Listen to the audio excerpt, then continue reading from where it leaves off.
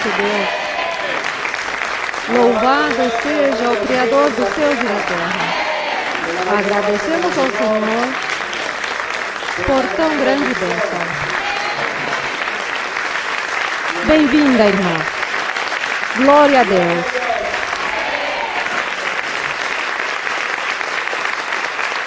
Muito boa noite. Deus os abençoe. Meus queridos irmãos e irmãs e aqui de Tijuana. E também os que vieram de outros lugares. Os saúdo com muito carinho. E me sinto muito feliz de estar aqui com vocês. Me sinto muito feliz de servir ao Senhor, de fazer o trabalho que Ele me mandou fazer. Portanto, que isso para mim é um grande deleite. Todas as vezes que eu visito uma igreja e que estou diante da congregação, abro a Bíblia e as pessoas me fazem as perguntas. Os irmãos me fazem as perguntas. E isso para mim é uma delícia. É um deleite. Porque o Senhor, pois, está aí, dando as respostas, ensinando-nos a doutrina, ensinando-nos seu caminho, ensinando-nos a forma correta de buscá-lo e de chegar a Ele. Já faz mais de 45 anos, vivo as experiências com Deus. E Ele fez um chamado, fez promessas maravilhosas. Ele disse que estaria levantando um povo, uma congregação, uma igreja, que Ele mesmo se encarregaria de trazer as pessoas para as congregações, que Ele mesmo se encarregaria de converter os corações, de fazer esse trabalho tão difícil. E assim Deus o cumpriu. Em todos estes anos, cumpriu o Senhor. E também dizia que se manifestaria com muitos milagres, com muitas maravilhas, e assim o fez Deus. Já em nossa igreja, em alguns lugares, vimos a mão de Deus ressuscitando mortos, pessoas que morreram, e Deus as ressuscitou. Embora que para o Senhor não seja tão importante ressuscitar mortos, porque há muitas pessoas já no mundo, então, mas Ele o fez para mostrar-nos que Ele existe, que Ele vive e que Ele é o mesmo ontem e hoje e pelos séculos. Porque no ontem, Ele ressuscitou muitos mortos quando o Senhor Jesus esteve pregando o seu evangelho. Ele fez muitos milagres e muitos ressuscitaram. Mas em nosso hoje, Senhor, já não vemos a sua mão, como lemos aqui na Bíblia, a igreja primitiva. Então, por isso, o Senhor se manifestou também, ressuscitando mortos, para que digamos, sim, Ele vive e Ele é o mesmo. Ele não mudou, Ele não muda. Somente Ele nos dirá, mas não me peçam tanto que eu ressuscite mortos, porque há muitas pessoas. Assim o Senhor fez muitos milagres, levantou pessoas de cadeiras de rodas, deu a visão a muitas pessoas cegas, lhes devolveu a audição a pessoas surdas, a paralíticos que se levantaram também, pessoas com muletas, Deus também as curou. Fez tudo o que aqui lemos em Atos dos Apóstolos, e, portanto, pois já não temos inveja deles. Não sentimos inveja da igreja primitiva, dos apóstolos, porque hoje o Senhor também faz muitas maravilhas com as pessoas. Liberta as pessoas, os guarda de sequestros, de assaltos, os livra da morte, dos perigos, os livra de morrer em acidentes de avião, livrou muitas pessoas de muitos perigos que houveram mundialmente e livrou a muitos irmãos da igreja. A muitas pessoas o Senhor está abençoando e está se manifestando e fazendo esses milagres, esses sinais, cumprindo assim a palavra do Senhor Jesus quando Ele disse que os que viriam depois dele, obras maiores fariam que as próprias obras que Ele fez naquela época. E isso é verdade, porque hoje, com a tecnologia, com a ciência tão avançada, há mais coisas, há mais perigos. E, bem, há muitos perigos. E Deus esteve guardando e protegendo seus filhos de todos estes males, de todos estes perigos. É assim como Deus se manifesta. Muitas pessoas, muitos homens e mulheres contam seus testemunhos através da internet Eles contam seus testemunhos, de como Deus lhes dá sonhos, de como Deus lhes dá revelações e lhes dá sonhos com as coisas que têm que fazer, como têm que atuar e proceder com as coisas no momento de perigo, no momento difícil. E Deus lhes ensina e lhes fala. E eles fazem tal como sonham e Deus, pois, os abençoa e as coisas dão certo.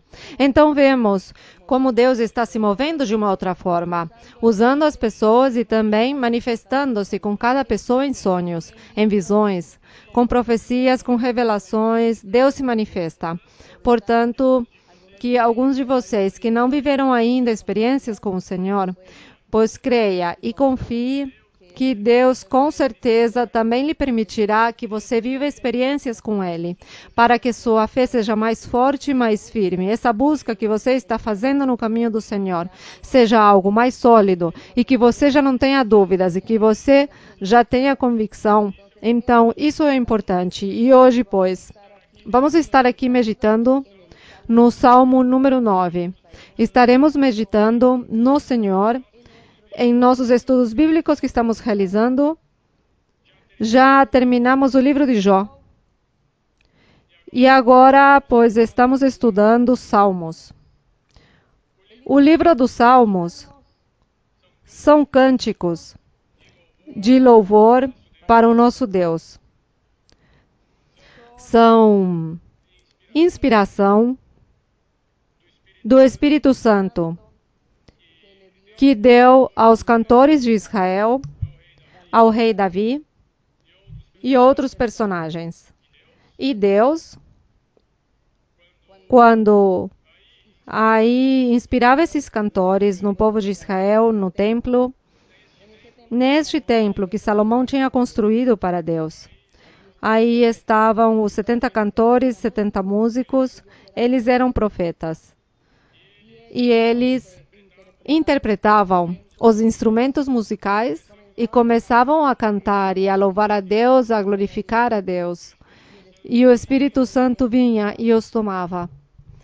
E lhes dava as palavras, lhes dava os cânticos. Portanto, nestes cânticos eram profecias. Profecias referentes a Cristo Jesus e a sua igreja, aos seus crentes. Este é o tema central dos Salmos. Falar de Cristo e falar da igreja, falar dos crentes. Lemos daí do povo de Israel, lemos de Jerusalém, de Sião, mas Deus estava olhando a sua igreja. A sua igreja colocou o nome de Sião ou de Jerusalém espiritual celestial. E por isso, quando nós leiamos os Salmos, aí encontramos essa inspiração divina, esta profecia que se louva a Deus e também se fala da igreja e do Senhor, suas vivências, seu sofrimento e seus triunfos, e também as bênçãos que Deus tinha para a sua igreja. De tudo encontramos nos Salmos. E quando nós desejamos aprender a louvar e a glorificar a Deus, e também aprender a orar ao Senhor, é ler os Salmos, porque eles são quem nos ensinam como dirigir-nos a Deus. Mas também deve-se meditar nessa mensagem que Deus deixou nos Salmos, nestes cânticos espirituais. E assim, no Salmo 9, diz que é um salmo de Davi, mas o rei Davi foi tomado pelo Espírito de Deus. E Deus o inspirou para cantar esta profecia. Eram profecias cantadas, profecias com melodia. E assim diz: louvar-te-ei, ó Senhor, com todo o meu coração. Isso dizia Davi, mas quando Davi estava dizendo essas palavras, não era o rei Davi, mas era o próprio Senhor Jesus Cristo, porque ele também, como Deus, naquela época, também estava trabalhando com o povo de Israel, em espírito. E ele também era o que tomava estes cantores. Tomava o rei Davi e o Senhor Jesus começava a cantar na boca de Davi e falar ao Pai Celestial. E diz: contarei todas as tuas maravilhas e me alegrarei e me regozijarei em ti. Cantarei a teu nome, ó Altíssimo. Diz: meus inimigos retrocederam. Os inimigos de quem? Do Senhor Jesus Cristo. E lembremos que ele teve inimigos quando esteve na terra pregando o Evangelho. E quem foram os inimigos de Cristo? Seus próprios irmãos israelitas, seus próprios irmãos judeus, o próprio povo de Israel. Eles foram os inimigos do Senhor. E aqui diz no verso 3, meus inimigos retrocederam, caíram e pereceram diante de ti. Porque tens mantido meu direito e minha causa. Tu tens sentado no trono, julgando com justiça. Ele está louvando a Deus, louvando ao Pai, dizendo-lhe que ele manteve os direitos do Senhor Jesus, que ele deu a razão ao Senhor Jesus Cristo, que ele viu uma injustiça quando o povo de Israel foi contra o Senhor Jesus. Não digamos tanto o povo de Israel, mas os principais governantes de Israel. Eles foram contra o Senhor. Mas ele aqui diz, e diz ao Pai, tu mantiveste meu direito, e tu tens sentado no trono julgando com justiça, e me deste a razão. Sigamos lendo o verso número 5. Vocês podem me ajudar?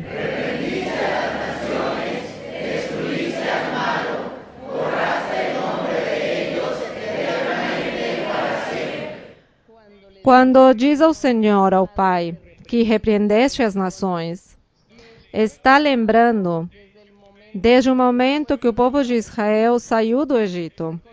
Recordemos quando Moisés tirou o povo de Israel do Egito. Chegaram ao deserto e atravessaram uma parte do mar. E aí chegam a um deserto e vivem 40 anos. Por 40 anos estão aí habitando, mas aí Moisés teve que lutar contra muitas nações para poder conquistar estes territórios. E desde então começou a luta e o trabalho do povo de Israel, que tiveram que lutar e Deus lhes permitiu. E permitiu a Moisés que vencessem e ganhassem essas batalhas. E por isso diz aqui, repreendeste as nações, destruíste o que era mal. Logo lembremos também que depois de Moisés, Josué retomou o cargo também, o mando do povo de Israel. E ele entrou na terra de Canaã e teve que continuar lutando para poder conquistar todas as nações que estavam em Canaã, para que o povo de Israel chegasse a tomar posse dessa terra. Assim, este verso, repreendeste as nações, destruíste o que era mal, e apagaste o nome deles eternamente, porque todas as nações tinham se transformado em inimigos de Deus. Por isso o Senhor diz que os destruiu, para poder dar o território aos israelitas. Seguimos com o verso número 6. Diz, os inimigos pereceram, ficaram desolados para sempre. Derrubaste suas cidades, e sua lembrança pereceu com elas. Estas cidades daquela época são as mesmas até os dias do Senhor Jesus. E no verso 7, mas o Senhor permanecerá para sempre. Dispôs seu trono para juízo. Leiam o 8.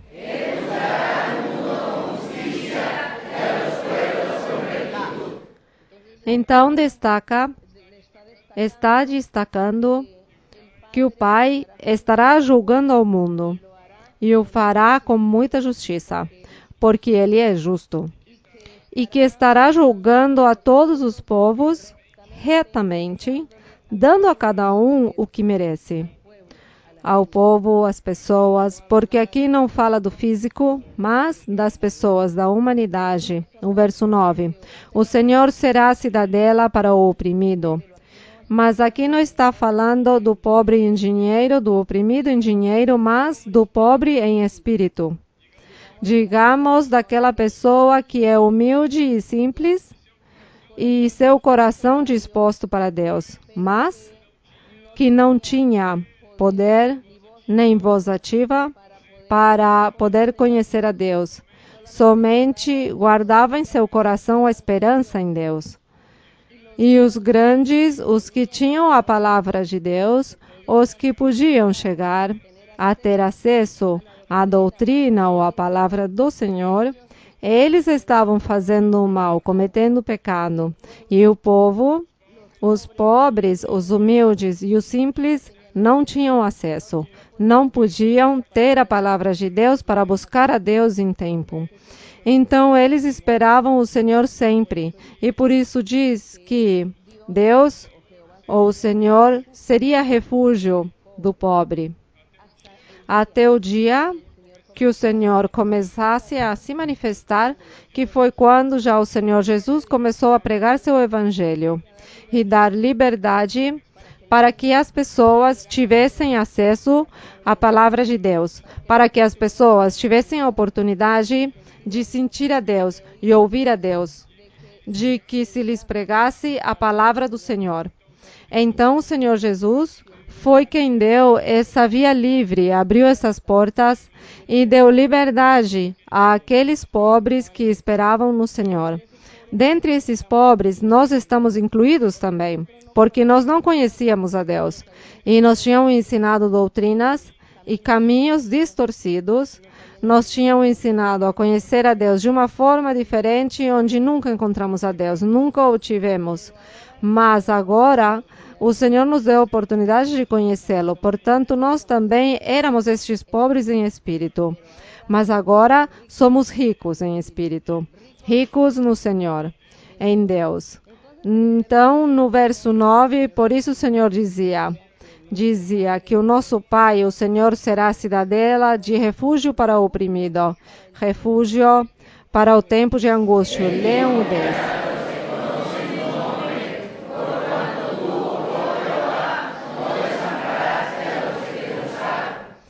Então, vejam essa promessa tão maravilhosa que diz: em ti confiarão os que conhecem teu nome. Porque nós estamos conhecendo o nome de Deus. Diz, porque tu, ó Senhor, não desamparaste aos que te buscaram naquela época, nos tempos passados. Todos aqueles que buscaram a Deus, Deus nunca os desamparou. Deus sempre estendeu a mão e os abençoou. E, portanto, pois nós também hoje confiamos em que Deus também nos abençoará e que nunca nos desamparará. Portanto, aqui no verso 11 diz: cantai louvores ao Senhor que habita em Sião. O Senhor habita no coração dos seres que o buscam de coração. O Senhor habita no coração dos filhos de Deus. Portanto, nós temos que nos esforçar para sermos filhos de Deus, porque se somos filhos de Deus, em nosso coração habitará o Senhor. E nosso coração será esta Sião, esta igreja, este templo de Deus. Cantai ao Senhor que habita em Sião. Anunciai entre os povos suas façanhas. Anunciai entre os povos suas obras. Nós temos que falar de Deus, testificar de Deus à nossa família, aos nossos amigos, aos nossos parentes, vizinhos, amizades, quem quer que seja. Publicar e falar de Deus. Falar às pessoas que conhecemos um Deus vivo, um Deus poderoso que se manifesta, um Deus que faz milagres e sinais, um Deus que nos abençoa, nos dá paz e felicidade, um Deus que nos fala. Assim é como temos que publicar o nome do Senhor. Não guardemos esta identidade espiritual. Não nos envergonhemos. da palavra de Deus. Não nos envergonhemos de dizer que eu sou cristão, que eu leio a Bíblia e que eu tenho uma igreja, que eu vou. E ali Deus se manifesta e me fala.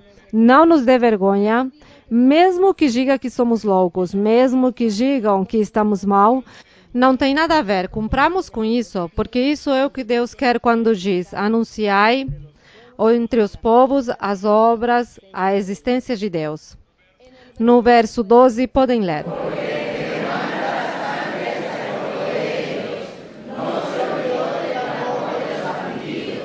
O 13.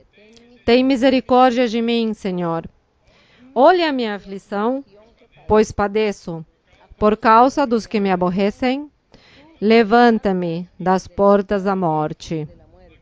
Aqui o Senhor Jesus está dizendo ao Pai que tenha misericórdia dele. Possivelmente que esta oração a fez quando o Senhor estava sendo perseguido para que o levassem à cruz do Calvário. O Senhor já sabia e por isso diz: Senhor, tenha misericórdia de mim. Veja os que me aborrecem, mas tu me levantas das portas da morte. Ele já sabia que o Pai ia permitir que ele ressuscitasse. Portanto, diz: me levantas das portas da morte, para que eu proclame todos os teus louvores nas portas da filha de Sião. Ou, vou mudar as palavras, diz: para que conte todos os teus louvores à igreja, ao teu povo, aos teus crentes, aos filhos de Deus, aqueles que se converterão ao seu evangelho. Eles são as portas da filha de Sião. Que nós sejamos as portas da filha de Sião. Que sejamos essas portas abertas, onde Deus entra e mora conosco. E diz: e me regozije por tua salvação. Seguimos com 15.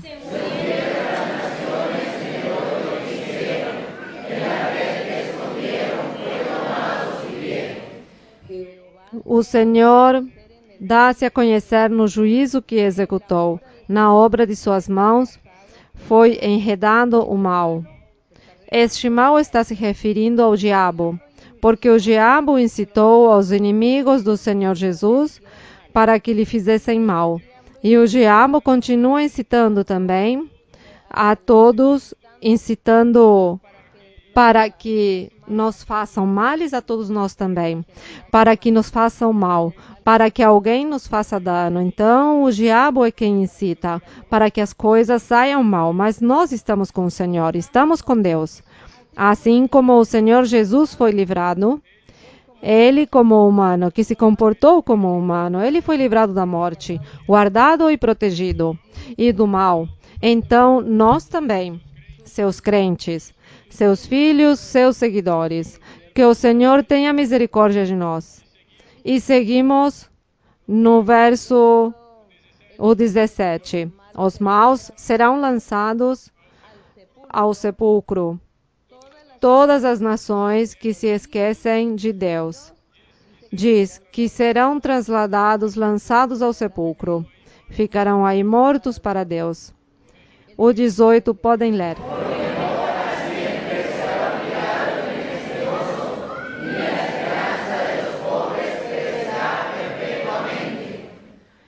No 19, levanta-te, ó Senhor, não triunfe o homem. Sejam julgadas as nações diante de ti.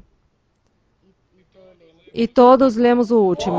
Ó Senhor, infunde-lhes temor, e aprendam as nações que o homem reconheça que ele é simplesmente um homem, um humano, impotente, que não pode fazer nada, que não pode fazer muitas coisas, ainda que diga que é muito sábio, que é muito filósofo, muito inteligente, que vai aos planetas, que inventou muitas coisas. Ainda que diga isso, no momento em que Deus queira, essas pessoas que dizem ser e ter e ser muito poderosas e sábias, no momento em que Deus queira, ficam aí. Como os vermes, dizia o apóstolo Paulo, como um verme. Porque o apóstolo Paulo dizia que nós, os seres humanos, realmente somos como um verme na presença de Deus.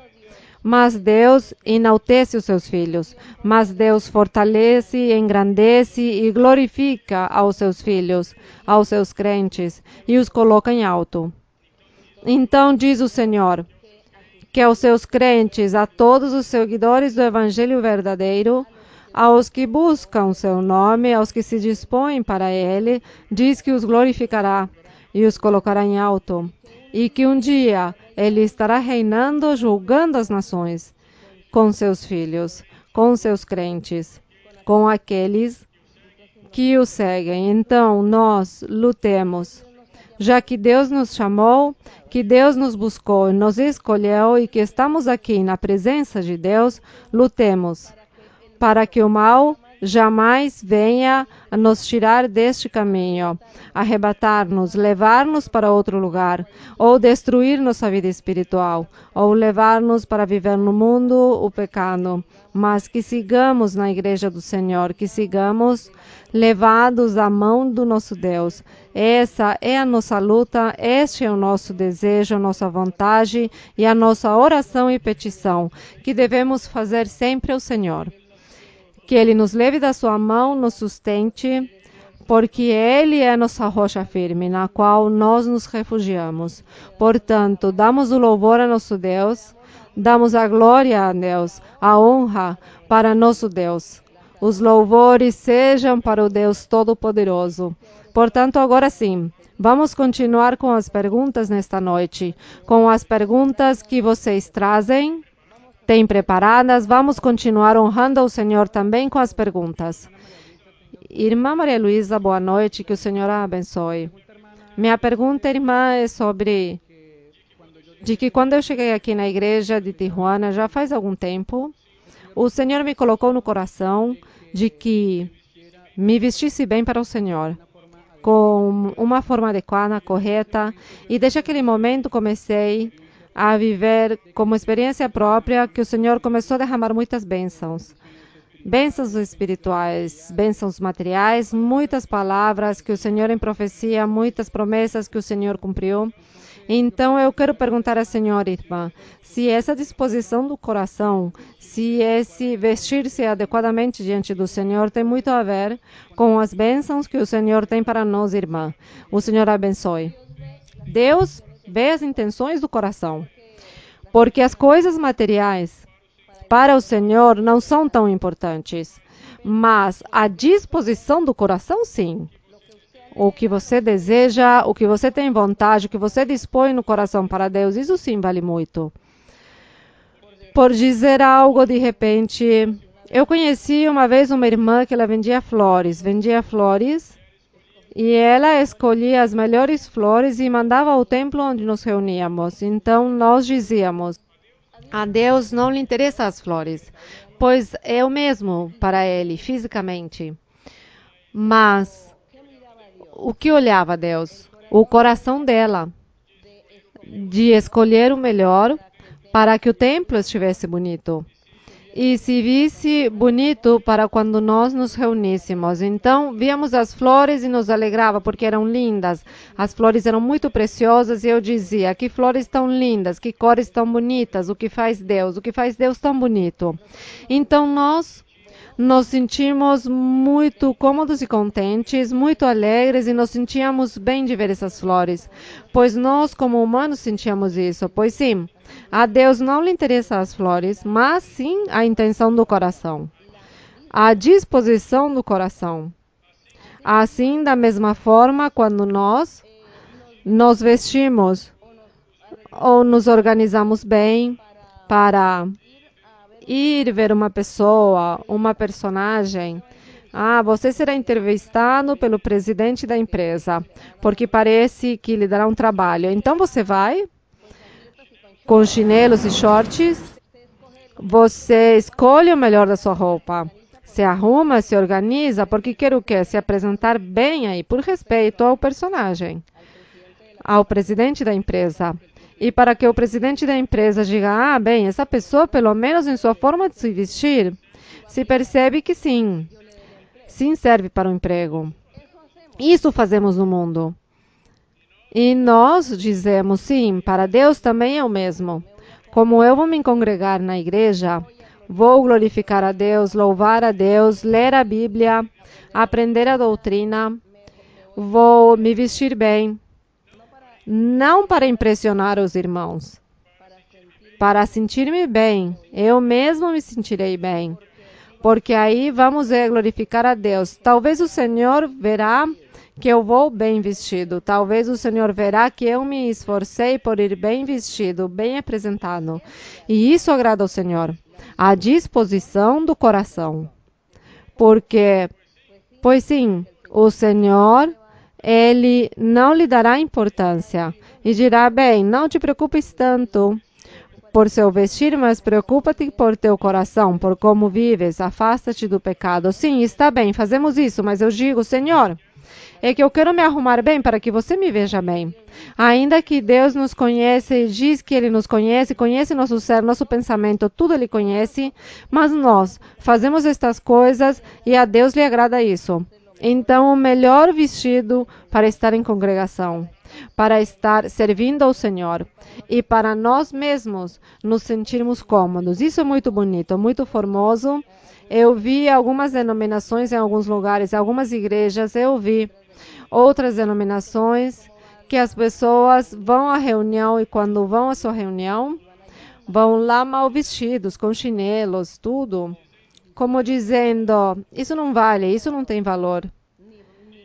Nem eu valho, nem valem o que estão lá comigo. Então eu penso que o se arrumar, a apresentação pessoal, é muito importante. E com certeza a Deus lhe agradará isso também. Se você não tem dinheiro para se vestir bem, Deus também não lhe criticará isso. Mas você se esforça com o melhor. Então o irmão diz que ele sentiu isso, porque com certeza Deus lhe colocou isso no coração. E também Deus dá muitos sonhos a muitos irmãos e a muitas irmãs na igreja. Lhes dá muitos sonhos e nos sonhos lhes ensina a se vestir. Nos sonhos, Deus ensina como devemos nos vestir. E por isso, irmão, é que nós procuramos nos vestir bem quando vamos a uma reunião. As pessoas nos criticam, a família, as amizades nos criticam, mas nós queremos agradar a Deus e não vamos viver do que dirão, mas do que Deus diga. Então, há muitos irmãos que vêm à igreja e muitas pessoas que vieram à igreja e se vestiam muito mal, pois viviam no mundo e tinham uma forma muito desonesta de se vestir.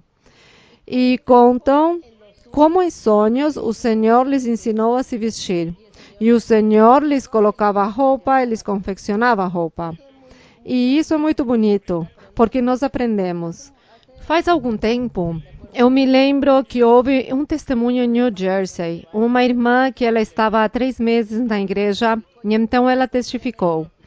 Ela ficou de pé e disse, eu levo apenas 3 meses na igreja e eu jamais tinha usado saias. Eu sempre usava, era jeans, bem apertados no meu corpo e com blusinhas de tiras, com tiras aqui, mostrando tudo, mostrando o seu torso.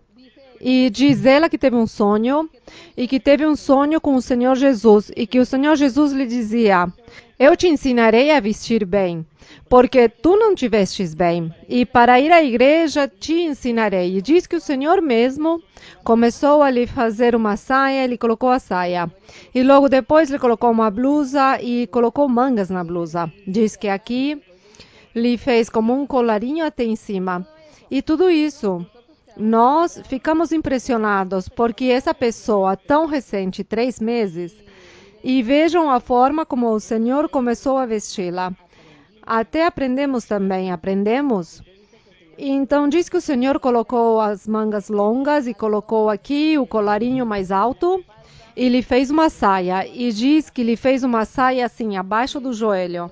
E lhe diz o Senhor, assim é como deves te vestir. E ela testificou isso. Não lhes parece que isso é maravilhoso? Isso é maravilhoso que o próprio Senhor ensine. E eu tenho centenas de revelações, de sonhos que contaram os irmãos e as irmãs, de que Deus ensinando-as a se vestir decorosamente. em sonhos. E por isso, daí aprendemos. Aprendemos o que Deus ensina às pessoas. Aprendemos para todos nós. Porque eu não ficarei esperando que eu tenha que sonhar para que Deus me ensine, mas do que Deus dá aos demais e nos ensina, pois eu aprendo também, eu retomo para mim. Então, isso aconteceu na igreja, a nível de todos os anos das manifestações do Senhor, e as irmãs, hoje em dia, elas contam suas experiências. E contam também que eram rebeldes, que quando chegaram à igreja eram rebeldes para se vestir, e Deus as convenceu e lhes ensinou. Então, agradecemos ao Senhor, que até nisso Deus nos ensina. Como ensina a orar, como ensina a louvar e a glorificar seu nome. Tudo isso o Senhor ensina através de sonhos a muitos irmãos e irmãs. E eles contam, então nós retomamos o ensinamento para segui-lo, porque digo, se o Senhor ensinou a este como orar, pois para mim também é um ensinamento. Eu devo aprender do mesmo. Bem, seguimos adiante. Boa noite, irmã, que o Senhor a abençoe. Irmã Maria Luísa, bem-vinda à igreja de Tijuana. Irmã Maria Luísa, tenho uma dúvida na Bíblia. Está em João, capítulo 19, versículo 34 e 35. Bem, em João 19, 34 e 35. Sim, irmã, pode ler. Leio. Porém, um dos soldados lhe abriu o lado com uma lança, e no mesmo instante saiu sangue e água. E aquele que o viu testemunhou, e seu testemunho é verdadeiro. E ele sabe que diz a verdade, para que também vós o creais. Irmã, me chama a atenção estes versículos da Bíblia, já que há muitas pessoas no mundo que ainda creem que o Senhor Jesus foi apenas um profeta a mais. E o fato que do seu lado saiu água e sangue também me chama a atenção, porque na última festa dos tabernáculos, o Senhor Jesus ficou de pé. Ficou de pé e disse: o que tenha sede, venha e beba de mim. E a Bíblia tem muitos versículos, irmã Maria Luísa, onde o Senhor nos fala, ou ficou plasmado dessas águas que tem muito que ver com água. Então, especificamente, este versículo me chama a atenção, porque, irmã, não sei se estou pensando equivocadamente na minha crença, mas eu tomo assim, como que se foi para que ficasse plasmado aí a divindade do Senhor, que ficasse aí apresentado nessa água, que sabemos que era promessa do Espírito Santo, e o sangue, pois, já como... Irmã Maria Luísa, essa é a minha dúvida. Talvez, digamos, Deus quis mostrar estas coisas, mas a Bíblia não amplia. E além disso, isso é algo físico. Não é normal. Não é normal que de um corpo saia água. Isso não é normal. Sangue, sim, é normal que saia, mas água não.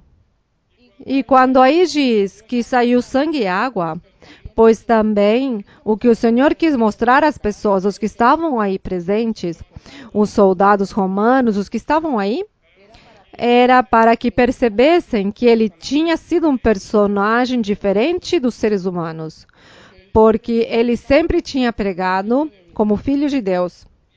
E eles tinham escutado que a sua pregação era que ele era o Filho de Deus, o Salvador do mundo. E como não é usual que de um corpo saia água, mas sangue, ele permitiu que saísse água para transtorná-los, para confundi-los, para que começassem a pensar e imaginar bem quem é este personagem, quem é este homem. Este homem é um ser sobrenatural?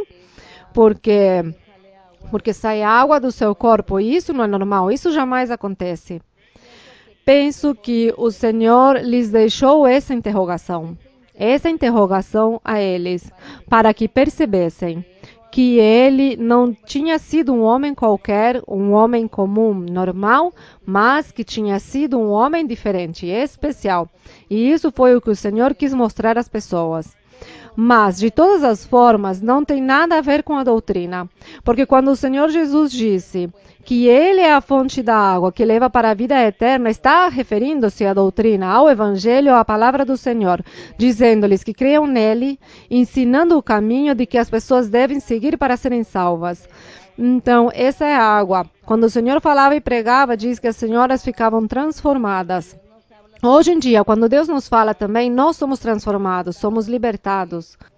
Como que se tira o que há em nossos pensamentos, em nosso coração, as ataduras, sentimos como uma transformação, uma mudança.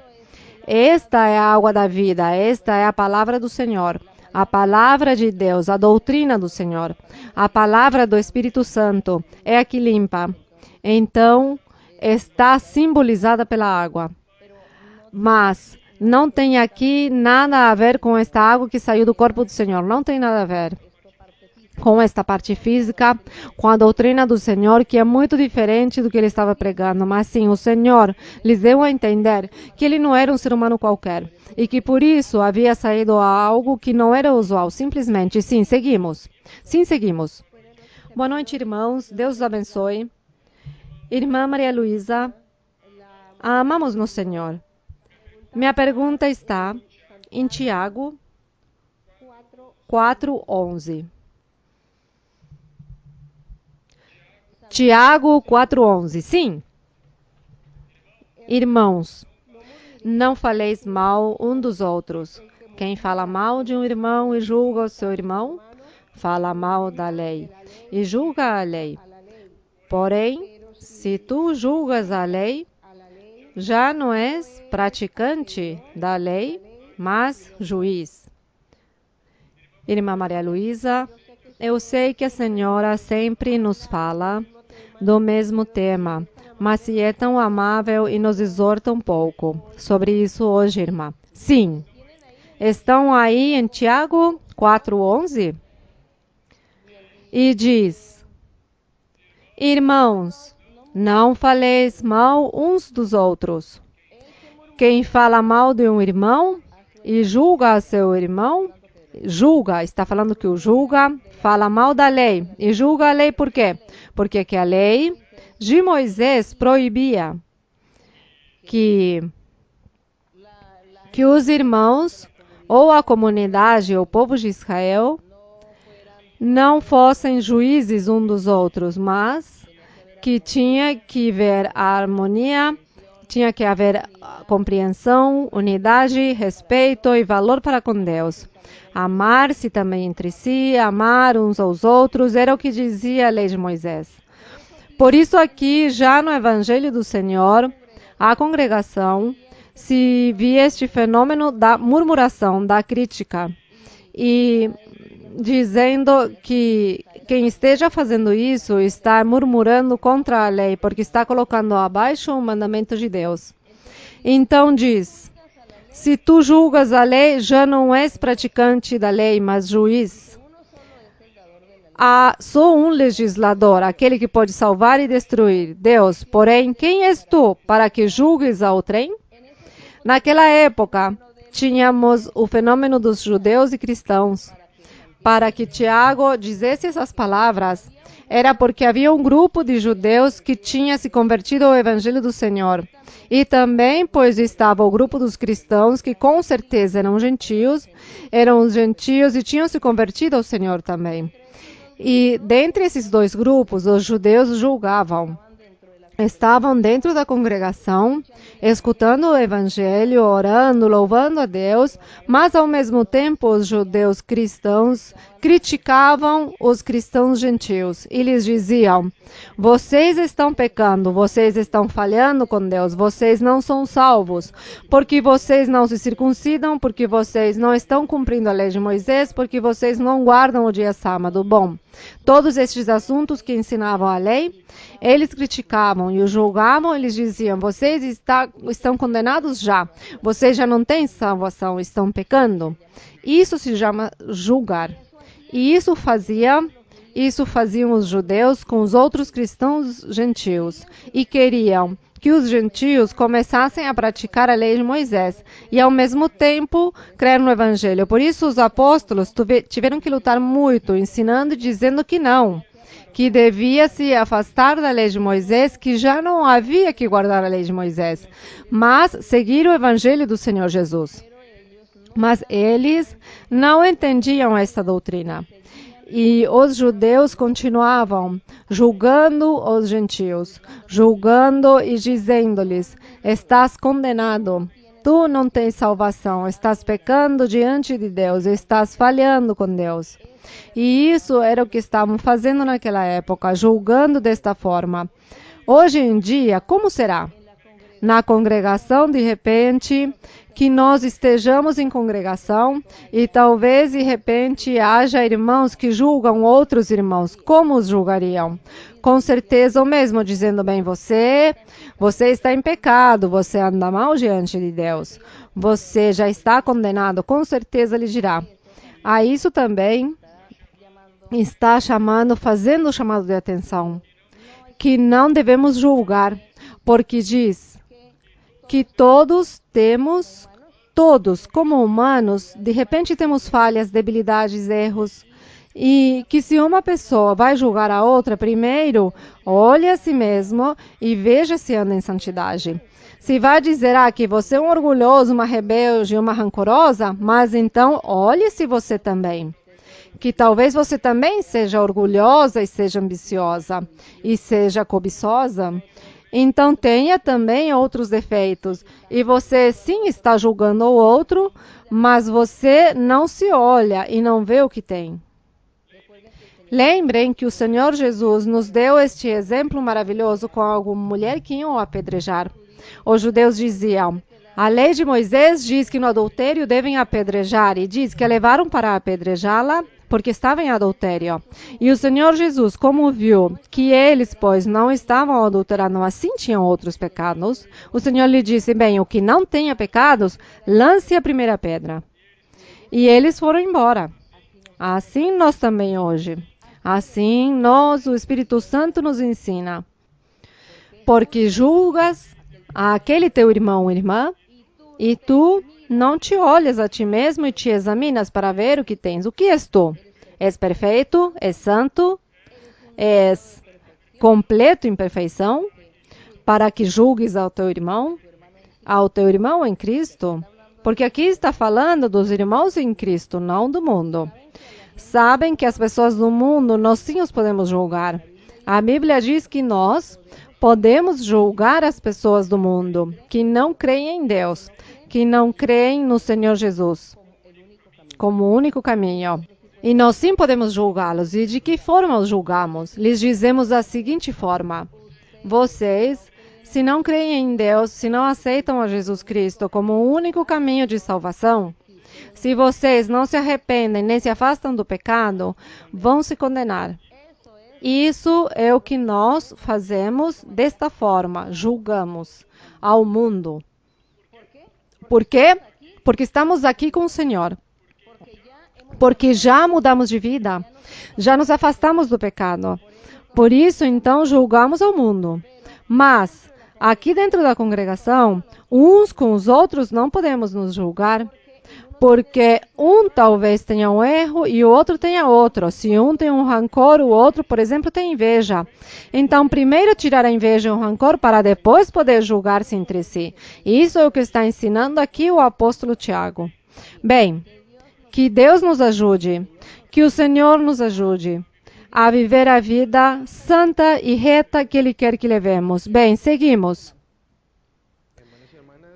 Boa noite, irmã. Que o Senhor a abençoe. Eu tenho uma pergunta da Bíblia, irmã. Está no Evangelho de Mateus, no capítulo número 22, no versículo número 36 ao 39.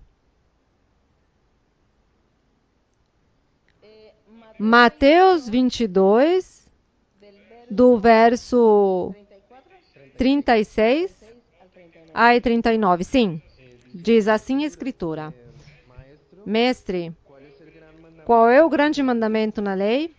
Jesus disse-lhe: amarás ao Senhor teu Deus com todo o teu coração, com toda a tua alma e com todo o teu entendimento. Este é o primeiro e grande mandamento. E o segundo é semelhante: Amarás teu próximo como a ti mesmo. Irmã, minha pergunta é, neste último versículo, o que significa em nossa vida espiritual amar-se a si mesmo? Se isso influi de alguma forma, até que ponto vai junto com a vaidade? De repente, se em algum momento esse amar a si mesmo pode cruzar esse limite da vaidade. Obrigado. Vaidade da vaidade? Aqui estão em Mateus 22, 36. Diz, Mestre, qual é o grande mandamento na lei de Moisés? E o Senhor Jesus lhe responde, amarás ao Senhor teu Deus com todo o teu coração, com toda a tua alma e com todo o teu entendimento. Bem, este é o primeiro e grande mandamento. E o segundo, amarás ao teu próximo como a ti mesmo. Quando nós amamos a Deus, também estamos amando ao próximo. Porque amar é não fazer dano a alguém. Amar é não fazer nenhum mal a outra pessoa. Falemos nós aqui da congregação ou ainda das pessoas do mundo. Se você sai e você quer ferir uma pessoa com uma arma, você não está amando, porque está lhe fazendo um dano a essa pessoa. A outra pessoa está sofrendo porque o feriu. Então não está amando. Nós aqui mudamos e antigamente fazíamos muitos pecados. Antigamente haveria alguns que talvez roubavam, furtavam, outros de repente cometiam um homicídio, um estupro, outros se embriagavam e faziam muitas loucuras em meio da bebedeira. Davam açoites ou golpes ou o que fosse em alguém, um familiar na sua casa, na sua família. Porque o pecado faz que se ofenda alguém. O que rouba, por exemplo, a quem ele está lhe fazendo dano? Ao dono de quem? Do roubado. O que comete um adultério, a quem está lhe fazendo mal? Ao seu par, ao seu cônjuge. Lhe está fazendo mal, está fazendo sofrer. Então, o amar é não fazer essas coisas. Então, o que ama diz, não, como vou cometer um adultério porque faço sofrer o meu par, o meu cônjuge? Me afasto e não cometerei adultério, serei fiel. Estou amando ao seu par, a seu cônjuge. Com certeza que nós, primeiro, para Deus, como eu dizia, primeiro nós nos afastamos do pecado porque dizemos, vou agradar a Deus. Portanto, vou deixar de roubar, vou deixar de enganar as pessoas, vou deixar de mentir, de ser invejoso, de ser mesquinho, avarento. Vou deixar isso porque tenho que agradar a Deus, mas também você está fazendo isso com seus semelhantes. Porque se você não é avarento, ambicioso, então você é uma pessoa generosa com as pessoas. Então, sim, vem que estamos amando a Deus e amando também ao próximo.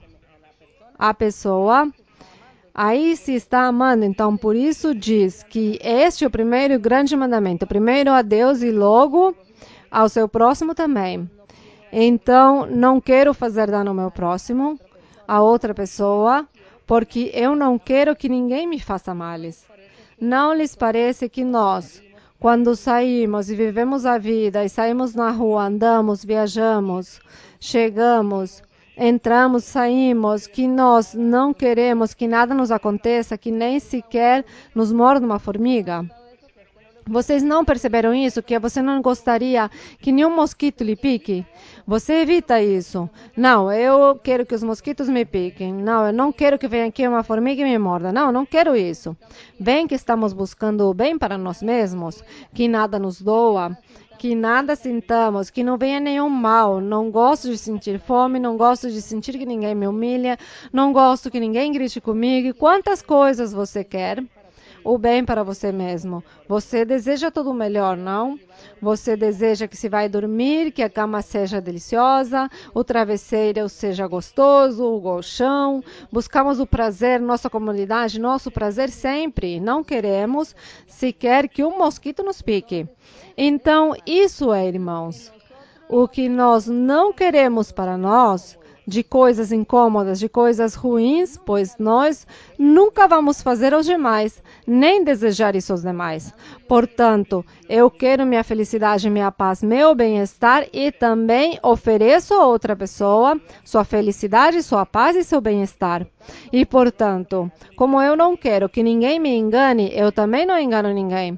Como eu não quero que ninguém minta para mim, eu não minto a ninguém. Como eu não quero que ninguém me seja infiel ou desleal, eu não sou desleal nem infiel com outra pessoa. Como eu não quero que ninguém me roube, nem me assalte, eu não vou roubar nem assaltar ninguém. Isso se chama amar ao próximo, como a nós mesmos. Então, eu não quero que alguém esteja morrendo de fome, porque o que eu sentiria? Se eu não tenho nada que comer, estou morrendo de fome, o que eu sentiria? Como seria a minha agonia? Então, eu não quero para outra pessoa. Então, se está morrendo de fome, eu tenho que lhe estender a mão. E isso se chama amar. E diz aqui, amar ao seu próximo como a ti mesmo, nesses dois mandamentos dependem toda a lei de Deus e os profetas. Dependem destes mandamentos, que você não peque, que você não cometa pecados. Bem, não tem nada a ver com a vaidade que o irmão perguntava, se isso poderia ser vaidade. Não, vaidade é outra coisa. A vaidade é tudo que perece, tudo que acaba, tudo que se arruína ou que se destrói. Esta construção aqui é vaidade, porque com certeza não sei quantos anos possa durar. Digamos que em 100 anos ainda está, mas já está quase destruída, porque o tempo se encarregará de destruí-la. Então já se chama vaidade, porque acaba. Tudo se acaba, tudo que se termina, tudo que tem um final, se chama vaidade. Que vem de envaidecer-se, de destruir, de acabar, de tudo isso, se chama vaidade. Por isso Deus diz aqui na Bíblia que nós não coloquemos nossos corações naquelas coisas vãs da vida, naquilo que termina, que tem um fim, e que talvez coloquemos nossos olhos em Deus, porque isso sim permanece para sempre. Para sempre. Que todo o resto que aqui no globo terrestre é a vaidade. Tudo tem um fim, tudo acaba, tudo terminará. Diz que até a terra, tudo um dia será queimado, tudo será queimado, porque tudo acaba. Esta é a vaidade. E também na Bíblia menciona a vaidade, as crenças religiosas e a idolatria. Diz, porque crê em vaidades. Quais serão as vaidades? Os ídolos, as pinturas, os quadros, os demônios, as estátuas. Tudo isso é vaidade, porque tudo isso termina, quebra, acaba, vem um terremoto e acaba com tudo. Então, vaidades. Estes deuses que não têm poderes e que se destroem e que se acabam com o uso, com o tempo, a isso se chama também vaidade. Então isso, vaidade é o que perece e acaba. Bem, seguimos adiante com outra pergunta. É muito bonito falar de amar a Deus e de amar ao próximo, porque nos ficou bem claro. Sim, irmã. Irmã Maria Luísa, bem-vinda a Tijuana. Bom, eu sou de Los Angeles, mas também de Tijuana. E damos as boas-vindas a Amamos no Senhor. A cada dia vemos o sacrifício e o esforço que a senhora faz pela igreja. Valorizamos muito e desejamos que a cada dia o Senhor a fortaleça mais e lhe dê mais respaldo ainda. E amamos muito no Senhor. Eu tenho uma pergunta que a tenho no meu coração, porque eu penso que é muito importante que nós estejamos unânimes, todos unidos. Às vezes eu vejo certas divisões. Bem, falo com uma irmã e com outra não, e vejo como às vezes isso cria divisão na igreja. Ou como às vezes, pois, de repente, não estamos todos unidos, unânimes. E isso é uma das minhas perguntas. Bem, a irmã se angustia e se pergunta porque diz que às vezes vê divisões. Eu lhes conto que isso das divisões e das incompreensões em congregação se deve a que o maligno, O inimigo envia espíritos. Todos os seus ministros que o diabo tem, esses espíritos maus, possuem as pessoas, bem sejam homens ou mulheres. Às vezes as pessoas que chegam à igreja já vêm com espíritos maus em seu corpo, em sua vida. Eles possuem a mentalidade e a forma de falar, de se comportar, de pensar bem. Esses espíritos vêm e as pessoas vêm. Às vezes Deus faz um milagre e rapidamente liberta as pessoas e lhes tira isso. Às vezes não. Às vezes duram aí muito tempo, anos talvez. E essas pessoas duram anos com esses espíritos. E como isso é difícil de conhecer, é difícil de detectar, de discernir que as pessoas têm espíritos maus em seu corpo, esses espíritos maus fazem com que o homem e uma mulher se comportem de uma forma um pouco desordenada, inadequada. E por isso ficam altivas, ficam cheias de incompreensão, não estão contentes, não gostam de nada. Então começam a ter insensatezes dentro da congregação. E como ninguém percebe que são espíritos, todos pensam que estão tratando com homens e mulheres normais. Então, ninguém pensa que há espíritos aí numa pessoa e que deve-se ter paciência. É isso. Então, eu penso que, de repente, os pastores, sim, deveriam colocar-se nessa tarefa em congregação e dizer, irmão, não coloque atenção na outra pessoa, porque talvez sejam espíritos que vêm e perturbam a pessoa e a fazem falar insensatezes. E fica assim, de mau humor, brava, cheias de ira, e fica de repente que já não fala com você, ou começa a falar e a vociferar. Tenha paciência, deve-se orar uns pelos outros. Isso faz falta na congregação por parte dos pastores, que lhe ensinem aos crentes que o diabo trabalha tanto e vem e quer se meter na congregação para colocar espíritos maus nas pessoas, para que as pessoas sejam incompreensivas e para que as pessoas estejam aí descontentes e brigando e com divisões e com brigas e com litígios. Tudo isso existe. E existiu desde a antiguidade, existiu em todas as congregações. Aqui os apóstolos falam de todos estes temas. E nós vivemos e experimentamos também tudo isso. Quando nós descobrimos espíritos nas pessoas, temos paciência com elas e o que fazemos é impor mãos e orar. Então, cada homem, cada mulher que se sinta maduro, que se sinta lúcido, que se sinta normal, siga adiante e ajude ao outro. Ajude ao outro com oração, com imposição de mãos e com tolerância, com paciência, porque não está enfrentando-se com um ser humano, mas com espíritos. Isso é o que acontece, irmã. Então, nas congregações pequenas se vê mais o fenômeno, porque são pouquinhos e estão todos os dias aí, como se vêem as caras e se vê mais o problema. Em congregações grandes não se vê porque são tantas pessoas que entram e saem, ninguém percebe, ninguém conhece ninguém.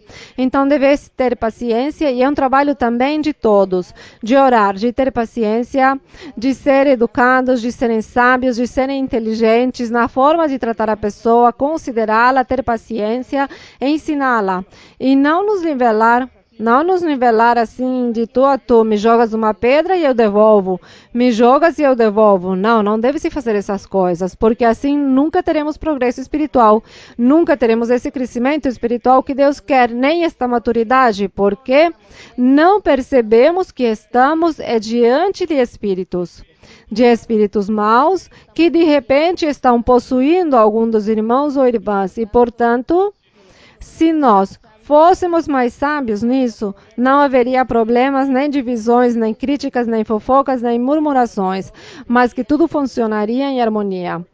Porque haveria sabedoria por parte dos maduros, dos que têm sabedoria. Eles têm paciência aos outros. Isso.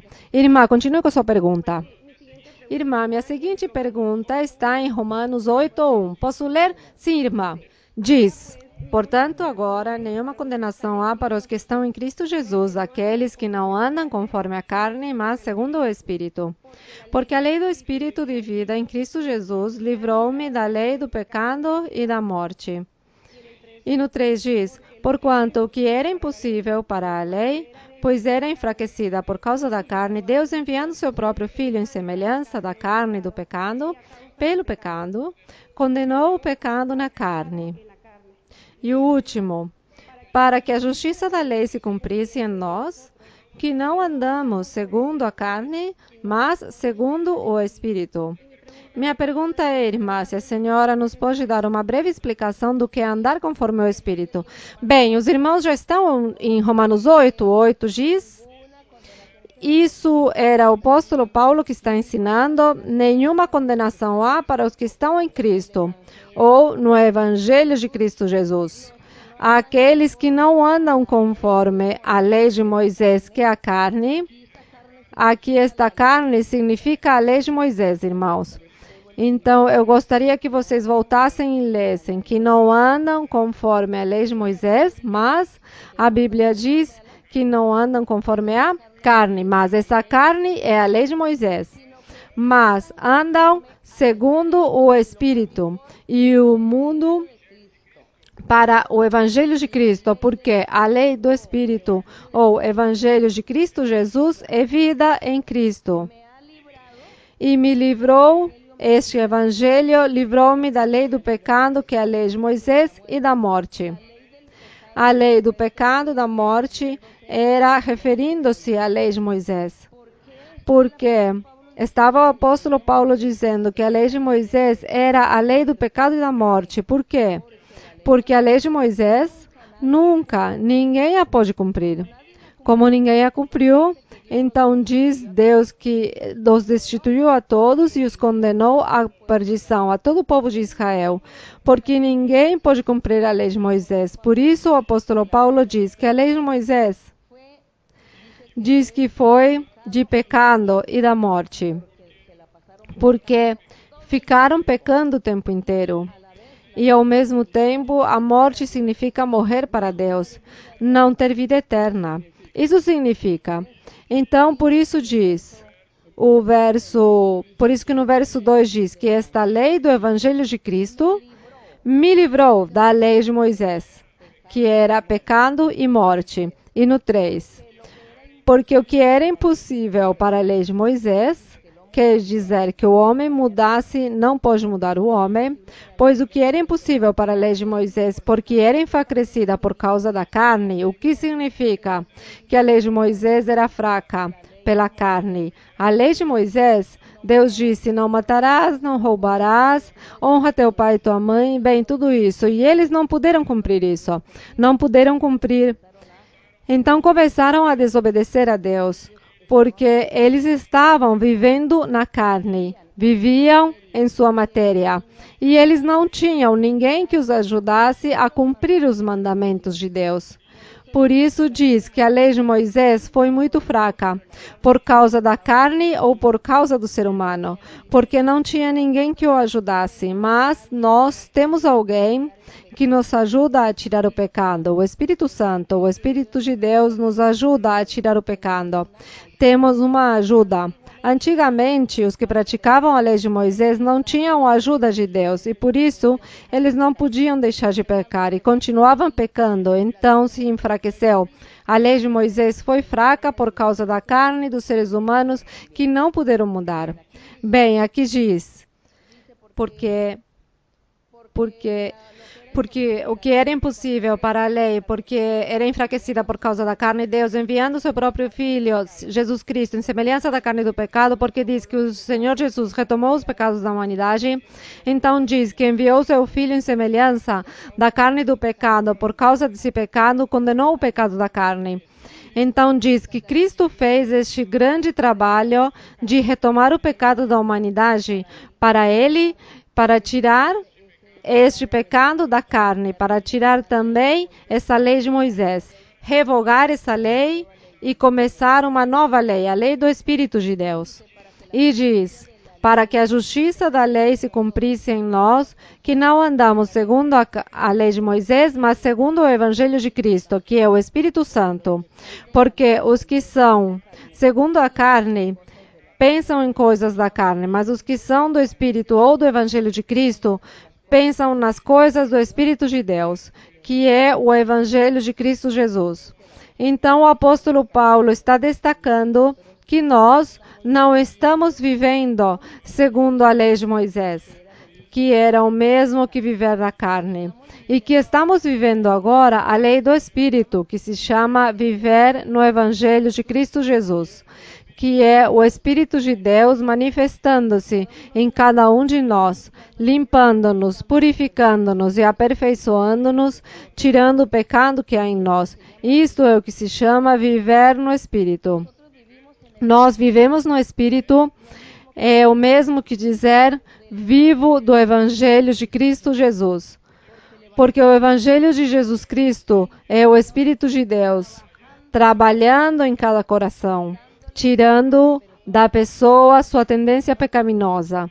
Porque se nós mudamos, é porque o Espírito de Deus nos mudou, nos libertou, porque veio ao nosso coração e nos liberta e nos tira este pecado. E a isso se chama viver no Espírito, viver do Espírito ou viver do Evangelho de Cristo. É isso, então não vamos confundir. Isto que está falando é do Evangelho de Cristo e da lei de Moisés.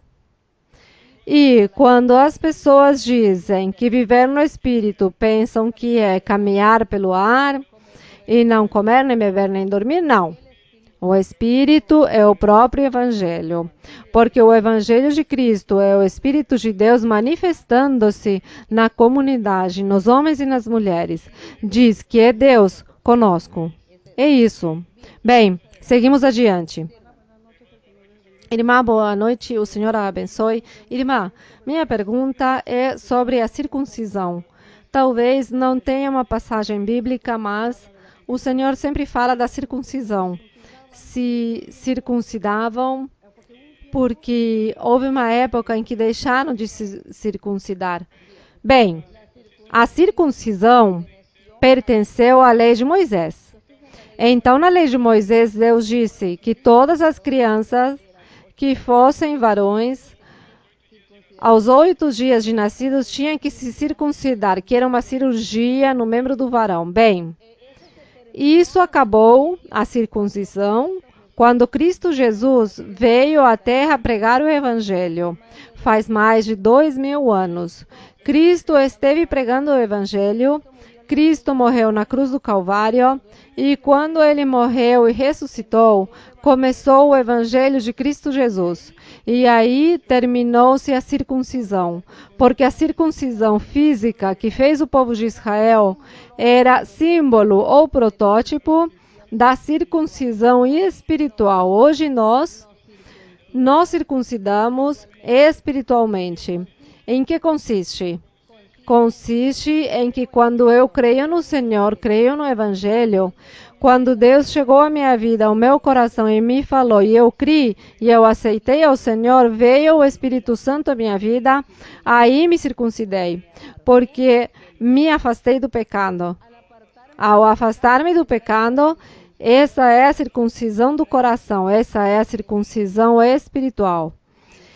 E, portanto, que já não deve se fazer a circuncisão física, porque é espiritual a que vale, que você não peque. Afaste-se do pecado e você diz, estou circuncidado, porque já não estou praticando os pecados que estava praticando antes. Essa é a circuncisão, o arrependimento e o afastar-se do pecado. Seguimos adiante. Irmã, boa tarde, que o Senhor a abençoe grandemente. Quero, irmã, fazer-lhe 2 perguntas. Em Marcos 16, 14.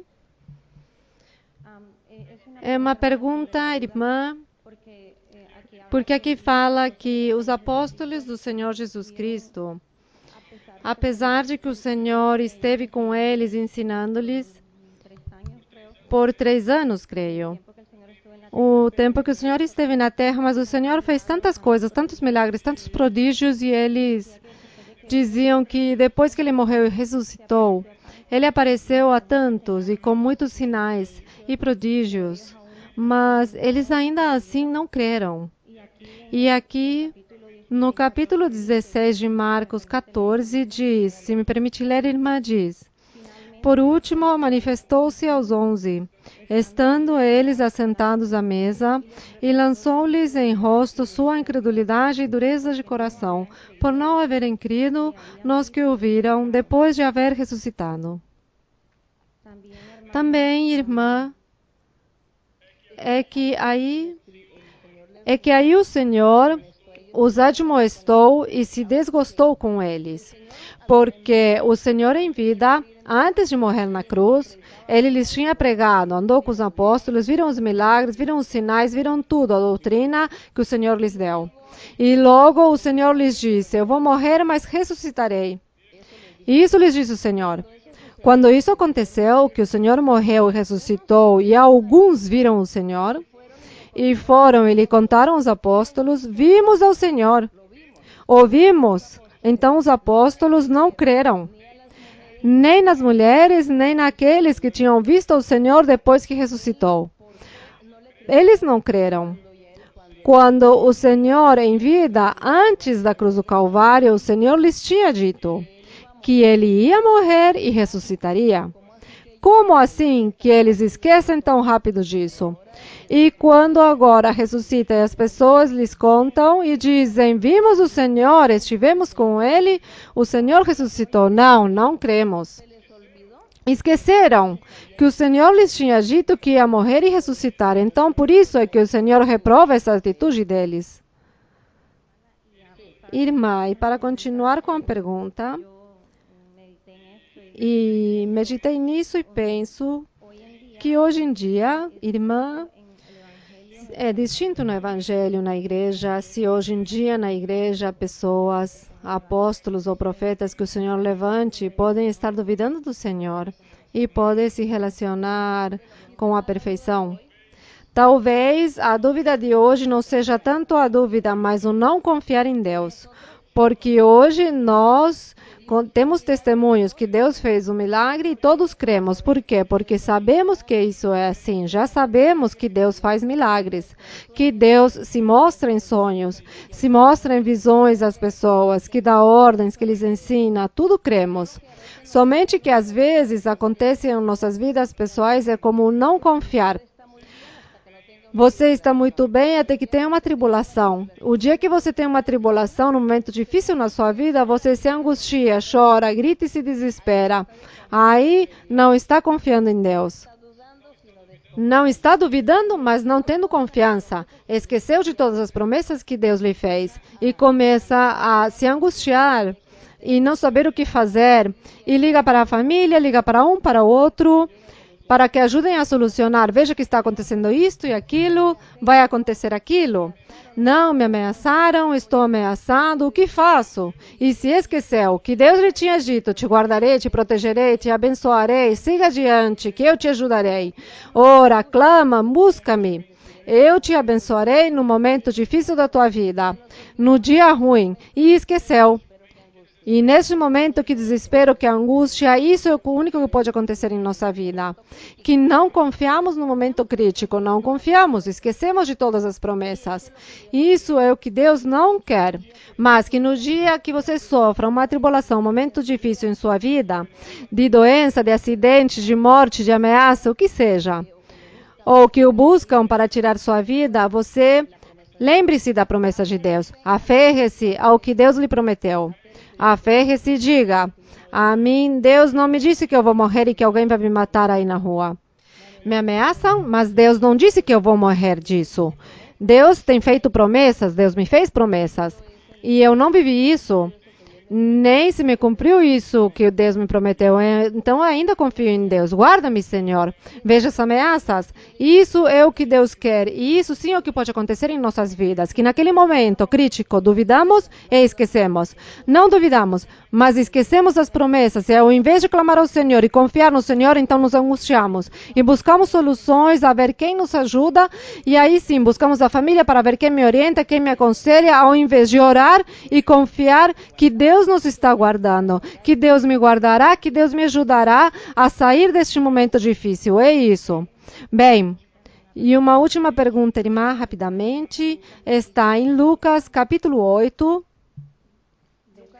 Lucas 8, 43.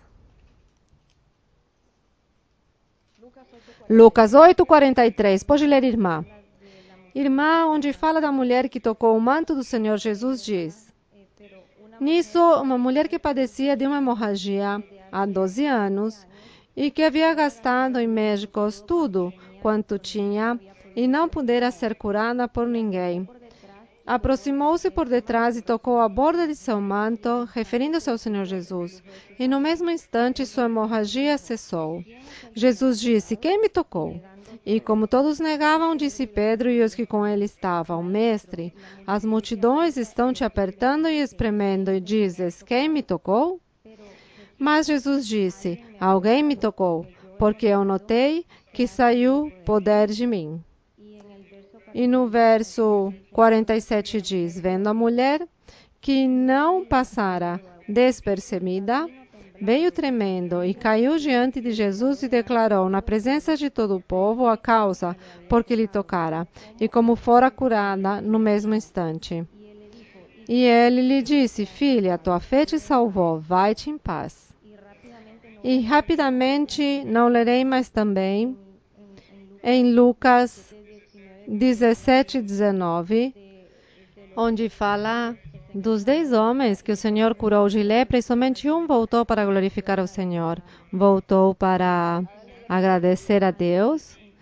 Sim, então, irmã, sempre me pergunto se é que essa pessoa, realmente o Senhor lhe disse: tua fé te salvou, vai em paz. É porque ela creu naquele momento em que o Senhor Jesus Cristo era enviado por Deus. Ela creu. E por isso foi que ela foi e tocou o manto do Senhor, porque creu que ele sim era o Filho de Deus, o Salvador, o que ele estava pregando. Ela, ao crer, buscou no meio da multidão para tocar um manto, creu e disse: eu vou ser curada por tocar o seu manto. E por isso o Senhor disse: tua fé te salvou. O que aconteceu nela? A salvou da doença e também a salvou porque creu nele. E aí, dos 10, o Senhor também já fez um milagre. Nessa época também o Senhor já fez um milagre com uma mulher que sofria desta hemorragia e era uma constante todos os dias e o Senhor a curou. Não faz nem como 3 anos que eu escutei esse testemunho. Portanto, eu me lembrei da Bíblia. E hoje, faz como 3 anos, o Senhor fez um milagre também com outra mulher do mesmo. Bem, por isso eu digo que nos sentimos felizes, porque o que o Senhor fez naquela época, também hoje Deus está fazendo, manifestando-se da mesma forma. Bem, as pessoas dizem que Ele curou a 10 leprosos e que dentre os 10 leprosos somente 2 foram e agradeceram ao Senhor. Diz que assim acontece hoje em dia com as pessoas, que Deus faz muitos milagres, faz curas, faz milagres e que as pessoas são muito mal agradecidas. E ao invés de buscar a Deus, vão e se esquecem. Isso acontece também. Eu vi muitas pessoas que Deus lhes fez milagres e não estão na igreja. Lhes aconteceu o mesmo dos leprosos. Bem, a última pergunta. Irmã, muito boa noite, que o Senhor a abençoe. E os irmãos de Tijuana, desfrutamos da alegria, de uma alegria imensa de tê-la neste lugar. Irmã, minha dúvida na Bíblia está em Apocalipse, capítulo 2, no verso número 13. Apocalipse 2, quê? Verso 13. Sim, pode ler, irmão. Eu conheço tuas obras e onde habitas, onde está o trono de Satanás.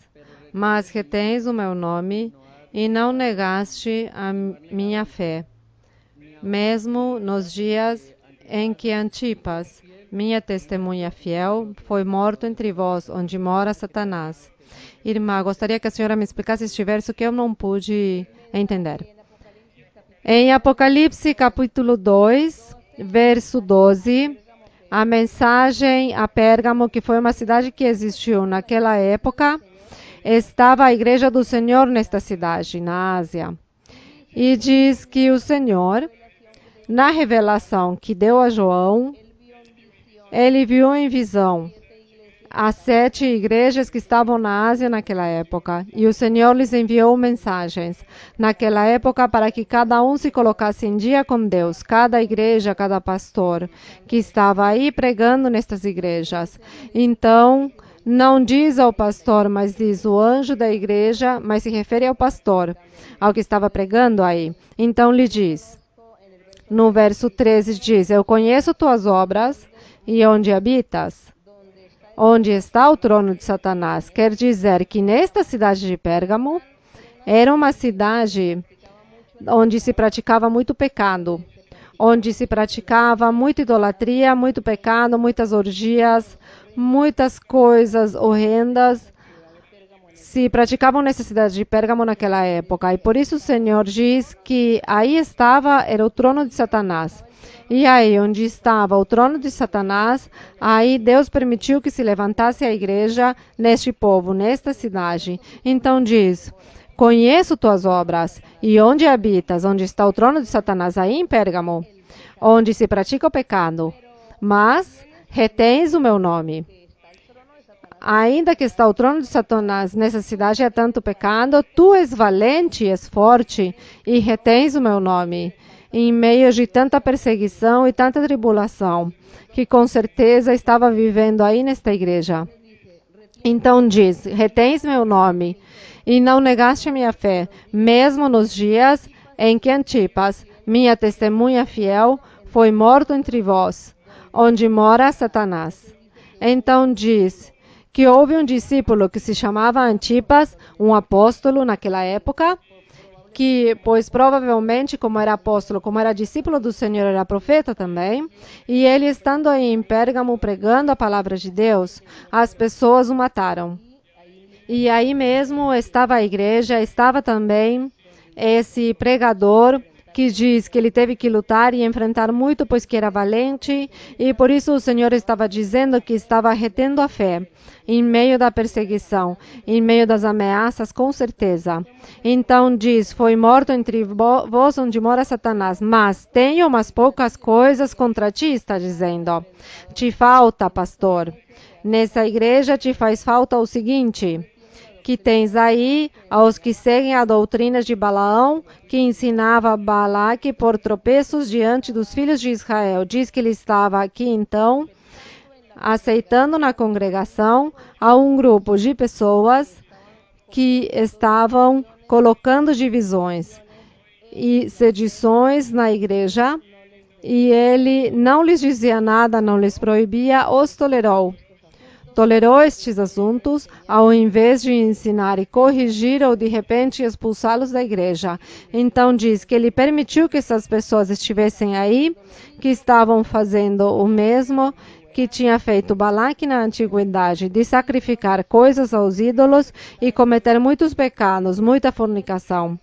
E ele estava tolerando este grupinho de pessoas na igreja e não lhes dizia nada, com certeza, por medo, por temor, então a Deus não lhe agradou. Então, por isso, disse que estava tolerando isso.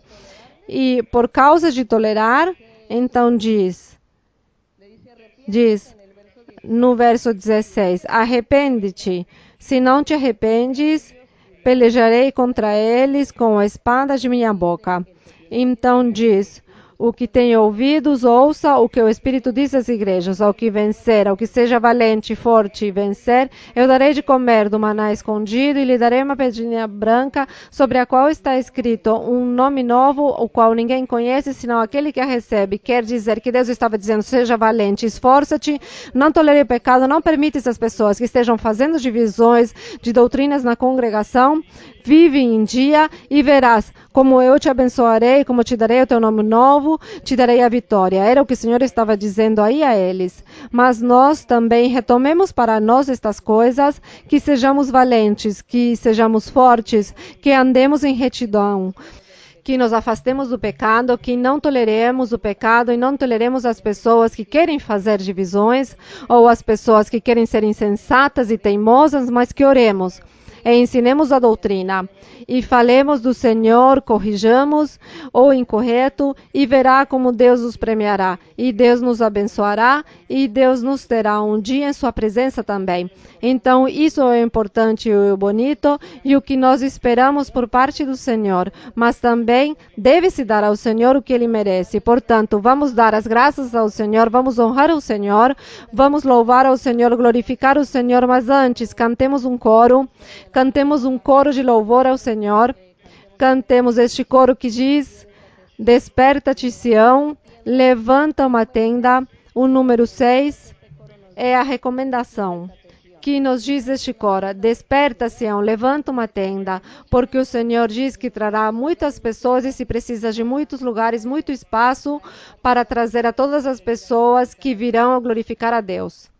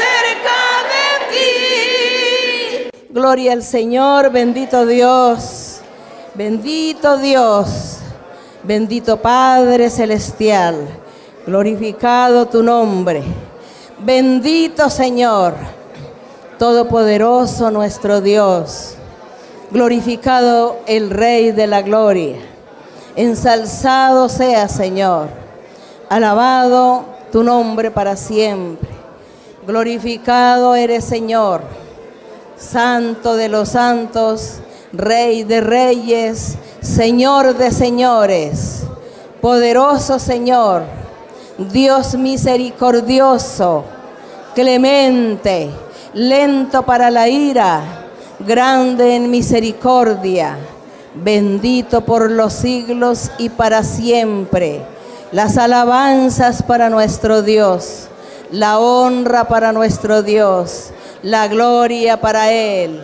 Tú vives para siempre, vives y reinas. Santo es tu nombre, glorificado eres Señor, bendito eres Señor, Santo misericordioso, Rey grande, Rey justo, Rey poderoso, clemente. Gracias Señor, las alabanzas son tuyas. La honra para ti, tú eres grande y justo, y tu misericordia es para siempre. Gracias Padre Santo, bendito seas para siempre, bendito tu nombre para siempre. Tú eres santo y justo, tú mereces la honra, la gloria, la alabanza. Para ti mi Señor, son las alabanzas de tu pueblo, para ti mi Señor, son los aplausos, las alabanzas, la honra y la gloria. Gracias, aleluya. Poderoso Señor, bendito para siempre, bendito por los siglos y para siempre. Grandes maravillas hará Jehová, grandes maravillas hace nuestro Dios. Gracias, poderoso, poderoso. Santo, santo, santo, Jehová, Dios de Israel. ¿Quién como tú, Jehová entre los dioses? ¿Quién como tú, magnífico en santidad, terrible en loores, hacedor de maravillas, hacedor de milagros? Gracias, aleluya. Bendito tu nombre para siempre. Bendito el Señor. Te alabamos, Señor. Te bendecimos.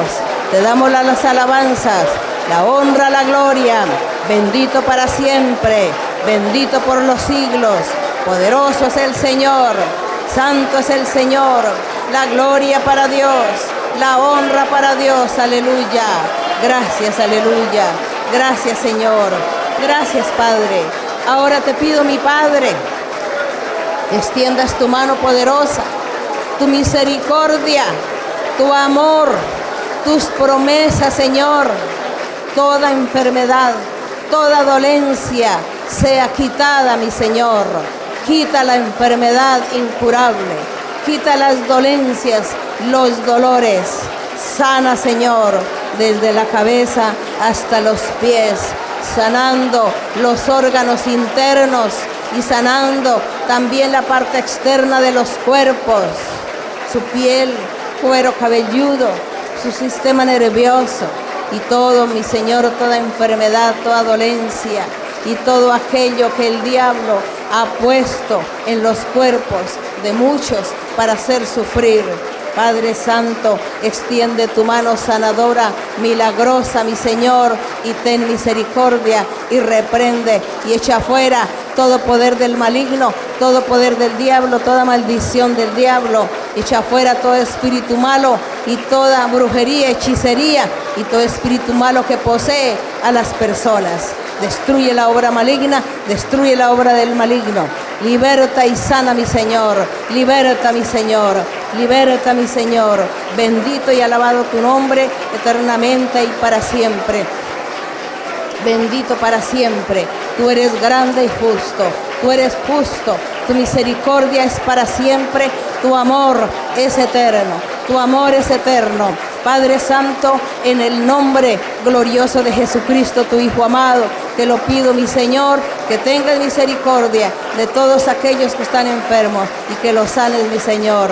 Y también te pido, mi Señor, en el nombre de Jesucristo, tu Hijo amado, que tú seas, Señor, contestando peticiones, Señor, dando, mi Señor, el deseo de los corazones, concediendo los anhelos del corazón, mirando las peticiones y las necesidades de muchos, necesidades físicas, espirituales, materiales, supliendo toda necesidad económica, toda carencia, toda falencia. Susténtale, Señor. Bendice, Señor.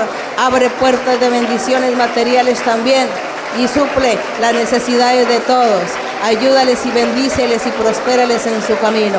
Gracias, Padre, en el nombre de Jesucristo. Gracias, mi Señor. Gracias, eterno Dios. Bendito tu nombre, bendito para siempre. Gracias, Señor. Gracias, Señor. Gracias te damos, Padre Santo, en el nombre de Jesús. Gloria a ti, Señor. Gloria a tu nombre para siempre.